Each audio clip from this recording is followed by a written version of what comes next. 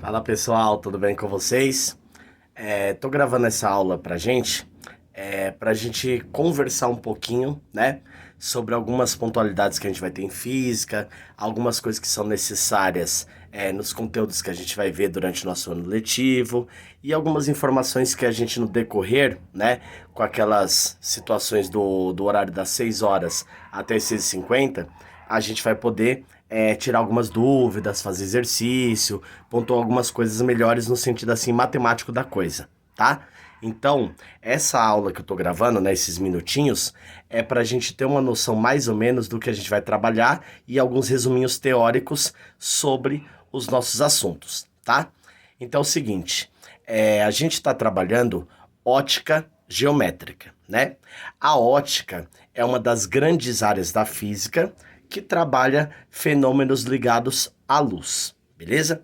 E aí a primeira coisa que a gente tem que ter noção, que a gente tem que ter uma assim informação útil, é sobre a própria luz, porque é dela que vai sair os outros conceitos dos quais a gente vai trabalhando ao longo desse processo de estudar a ótica.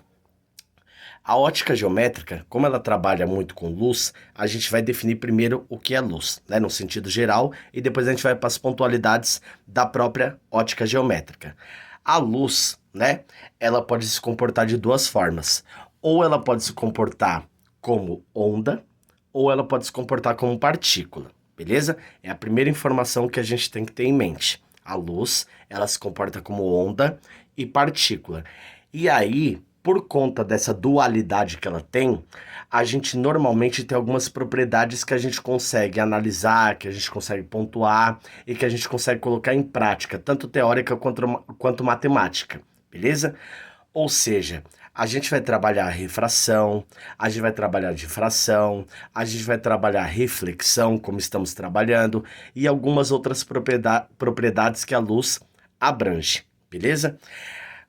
Quando você fala em reflexão, que é a propriedade que a gente está abordando agora, né, nas 4 primeiras aulas, os 4 primeiros capítulos, a gente tem que entender o seguinte: a reflexão é um processo aonde os feixes de luz, né, eles incidem sobre uma superfície, o meio material que temos aqui dentro do nosso planeta, e ela tenta voltar ao ponto de origem.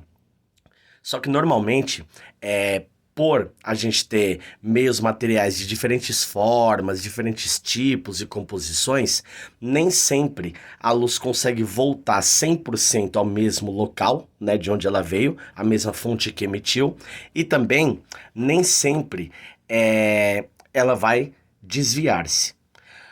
Às vezes, ela consegue se propagar numa situação, né, no meio material, e ela é refletida de volta ao ponto de origem. Mas a gente tem mais materiais que a luz sofre desvios. E por conta da gente ter mais materiais que a luz sofre desvios, é mais fácil a gente lidar, né, com a possibilidade da luz ter uma reflexão que não vai ser 100% efetiva, apesar dela não deixar de acontecer. É uma propriedade dela, tá? Mas ela não vai refletir 100% a maneira com que ela veio, né? Ou seja, do ponto de origem para o ponto de incidência, a volta não vai ser a mesma forma. E aí, quando a gente considera essa possibilidade da luz ter desvios, ter outras orientações e até mudar, às vezes, algumas características pontuais, a gente costuma analisar a ótica geométrica dentro de várias possibilidades. Quando a gente trabalha na escola, trabalha num nível assim mais formal, mais prático, a gente costuma considerar que a ótica geométrica ela vai abordar principalmente, né, mais relações de espelhos. E aí, a gente tem dois tipos de espelhos dos quais a gente pode levar em conta, que são os espelhos planos, tá? E os espelhos esféricos. Dentro dos espelhos planos, a gente não tem variações aparentes ou que necessitamos conversar. Quando a gente fala de espelhos esféricos, a gente tem os côncavos e a gente tem os convexos, né? Que aí, no decorrer, a gente vai desenrolando melhor esse assunto. Mas, se a gente pensar por uma lógica, esses dois tipos de espelhos fazem com que a luz tem um comportamento que é diferente de um para outro, tá? E dos côncavos e convexos também varia um pouquinho o comportamento, beleza? Como a gente estudou primeiro os espelhos planos, a gente tem que ter uma noção que a luz ela vai interagir com os espelhos planos de uma forma X. Só que aí a gente pode ter rotação de espelhos, a gente pode ter associação de espelhos e a gente pode ter translação de espelhos. Esses comportamentos dos espelhos fazem com que a luz possa interagir de maneira diferente. E aí a gente pode ter análises matemáticas que são particulares de um tipo ou de outro, beleza?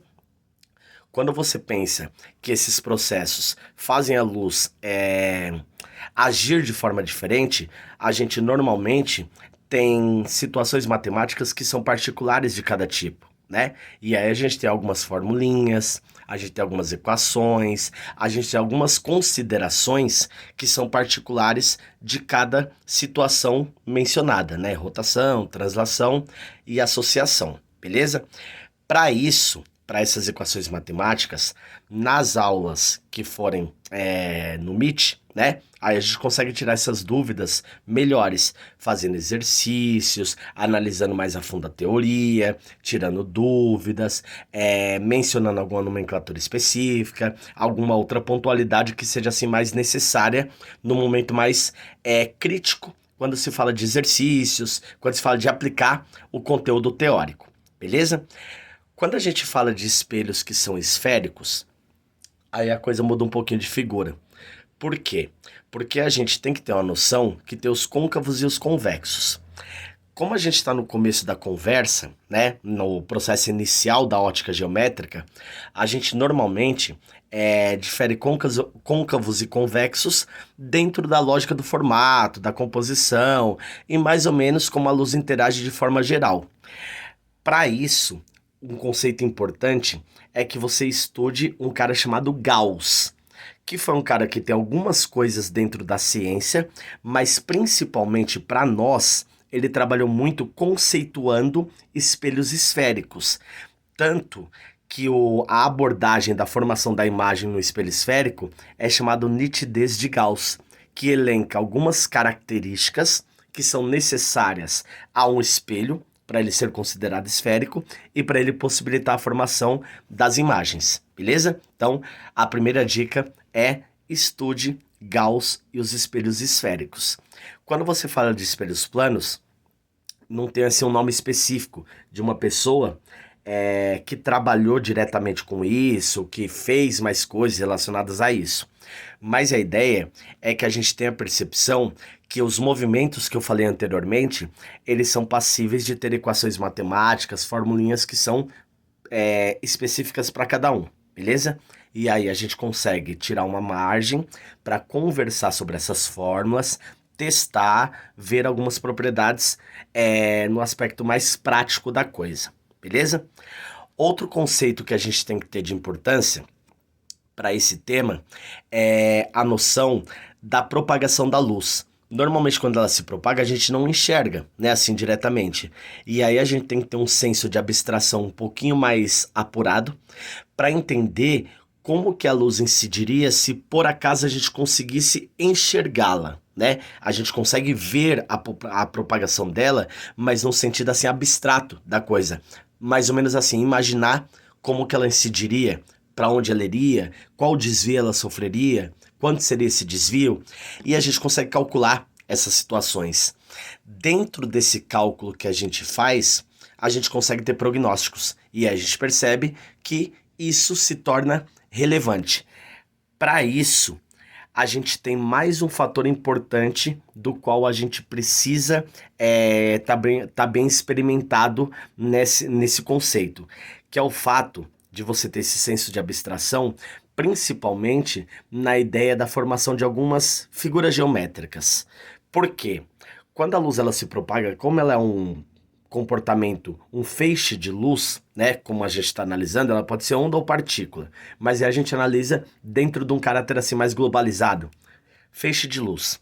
Ela forma ângulos, né, de incidência. Então, a reflexão da luz quando ela vai e volta, ou vai e tenta voltar, formam espécies de figuras geométricas, num senso assim imaginário, que a gente consegue tirar informações geométricas dela. Por isso o nome é ótica geométrica, porque a gente usa bastante o conceito de ângulos, tá? Então é importante que a gente tenha noção também do que é um ângulo de 90 graus, do que é um ângulo de 60 graus, ter noção de algumas relações geométricas como seno, cosseno, tangente, isso é bastante importante, né? Esses valores, saber como é uma tangente, como é um cosseno, como é um seno, é bastante útil, tá? Com relação à parte matemática, qual que é a lógica? Para agora, né, para esse tema em específico, a gente tem que ter bastante noção, principalmente dos ângulos, né? 60 graus, aprender a fazer cálculos com isso. Cosseno de 60 graus, aprender a relacionar valores matemáticos com essas informações. E aí, de resto, é mais divisão, multiplicação, não tem assim muita coisa pesada no sentido da matemática.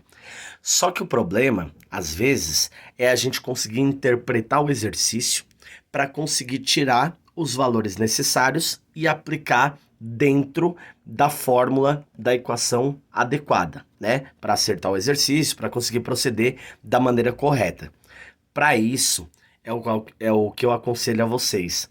Tenta primeiro, antes de fazer os exercícios, antes de tentar relacionar os conceitos teóricos com a aplicação prática nos exercícios do conteúdo, tenta fazer uma leitura prévia do capítulo, tenta marcar as principais informações, tenta gravar essas informações em post-it, em bloquinho de notas e colocar na própria apostila. Ou passar para o caderno, né? Escrever mesmo o conceito mais importante, a definição de luz, espelho plano, esférico e etc, etc.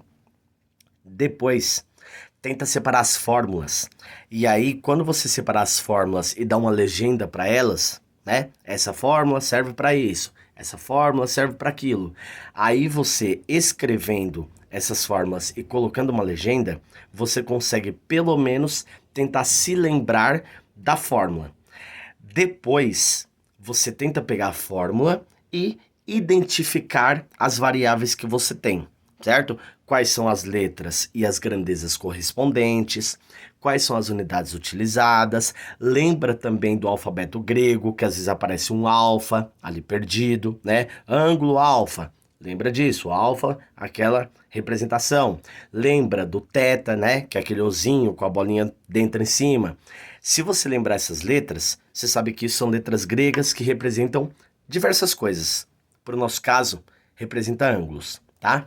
Lembrando das grandezas associadas, que não são muitas nesse ponto, lembrando dos ângulos, lembrando da montagem da fórmula, né? Quando é divisão, quando é multiplicação, eventualmente soma, subtração, ou seja, relação de frações, porcentagem, qual for. Tendo essas informações matemáticas prévias, a gente começa a criar um roteiro, um certo tipo de critério. E aí, com as marcações, as pontualidades que você coloca dentro da sua apostila, no seu texto, né? Faz resuminho e tal, bloquinho de notas, post-it, a gente consegue unir teoria e matemática. A parte de resolução, né, como eu disse, é mais a gente fazendo juntos.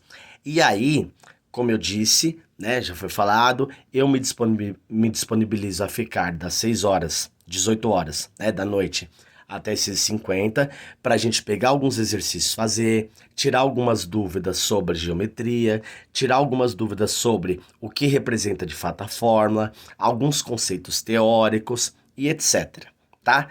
Já vou deixar uma dica também importante, né, como esse é só um apanhado geral, uma dica também importante sobre a questão de você pensar na lógica da notação científica, que é uma coisa que para agora a gente não usa muito, tá? Mas não sei se vocês perceberam, quando a gente fala de carga elétrica, quantidade de carga e tal, a gente já começa a usar notações científicas. Então dá uma revisadinha também.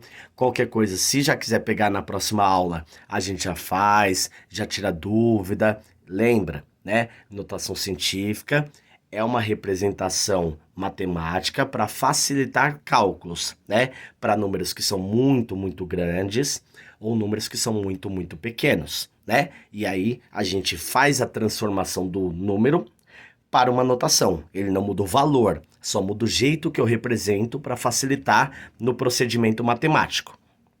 Só uma diquinha rápida: quando você tiver multiplicação de notações científicas, você sempre multiplica os números, né, que está antes da base 10, e os expoentes você soma, tá? Quando você tem divisões, você divide os números que estão antes da base 10, né? Divide um pelo outro, ou os que aparecerem, e você subtrai as potências, beleza? Se for adição ou subtração de notações científicas, você só pode fazer isso quando você tem base e expoentes iguais. Aí você subtrai os números que estão antes da base ou soma eles e você conserva a base com o expoente respectivo, beleza? Mas isso a gente não vai usar para agora, mas já é uma dica também caso você esteja querendo fazer exercícios da próxima física, que é a 2, que a gente já iniciou, tá? Em linhas gerais, é mais ou menos isso que eu queria falar para vocês nesse início. Me disponibilizo a estar com vocês, como eu disse, no horário descrito, tá? A escola ofereceu essa oportunidade a pedido de vocês, então compareçam, tirem dúvidas, perguntem quantas vezes precisarem, pergunta quantas vezes forem necessárias para a gente conseguir construir conteúdos bacanas e bem sólidos, porque são assuntos que a abordagem do vestibular e do Enem pega muito forte, né? E o terceiro ano, como ele é revisional, ele é teoricamente um pouquinho mais rápido, né? É mais curto e grosso, não tem muita margem para detalhe, para abordagem mais técnica, mais detalhada, mais pontual, até porque o tempo também é muito restrito, né? Porque tem outras atribuições, tem outras coisas e tal, das outras matérias. Então, a hora é essa, tá? Vejam ou revejam, né? Ótica geométrica. Lembra que a ótica é um fenômeno, é o estudo de fenômenos associados à luz. Lembra que a luz ela tem comportamento de dualidade, partícula ou onda, mas a gente trabalha com feixes, tá? Geralmente são feixes de luz que a gente aborda. E aí, você pode nesse primeiro momento, descartar a dualidade, porque não vai interferir na nossa conversa, pelo menos momentânea. Mas já é bom saber o comportamento dela, né, para outros momentos mais avançados. Lembra que tem espelhos planos e esféricos. Lembra que os planos é mais geral, né? Os esféricos têm côncavos e convexos. Dentro dessa ideia, você tem Gauss como principal responsável por estudar esses espelhos dessa natureza. E aí, pesquisem, deem uma olhadinha em nitidez de Gauss, que na verdade, são os pré-requisitos para o espelho esférico conseguir formar uma imagem, beleza? Ou seja, façam um repasse dessas informações, tenham noção da parte geométrica básica, tá? De figuras, de ângulos, etc. Como eu disse nas aulas, normalmente a associação são triângulos, né? Então faz feixe, tal, de vai e volta, e aí o ângulo é associado a um triângulo. Dificilmente você tem outras figuras geométricas sendo formadas. Não é impossível, mas para nós ainda são basicamente formatos associados a triângulo, né? E aí você consegue ter um norte bacana sobre essa parte inicial, beleza? E aí a gente resolve alguns exercícios, tanto teóricos quanto matemáticos, principalmente matemáticos, vê qual que é a parte do enunciado que eu consigo identificar uma fórmula, qual que é a parte do enunciado que eu consigo pontuar uma unidade, uma grandeza, uma informação importante para construir o meu exercício, usar a fórmula adequada, fazer o passo a passo matemático adequado e conseguir desenvolver o meu cálculo e ter exatidão na minha resposta, beleza? Em geral, é isso, né? Uns 20 minutinhos acho que é adequado. Na aula, a gente tira dúvidas. Caso vocês queiram ou não possam entrar, não tem problema, tá? Então, não conseguiu? Sem problema, a gente dá um jeito de tirar dúvida na sala, dá um jeito de conversar de uma outra maneira, mas perguntem, tá? Grande beijo. Desculpa que meu celular aí deu uma caída, mas acho que deu pra pegar, né? Abraço, valeu e qualquer coisa contem comigo e com o colégio, tá? Até a próxima.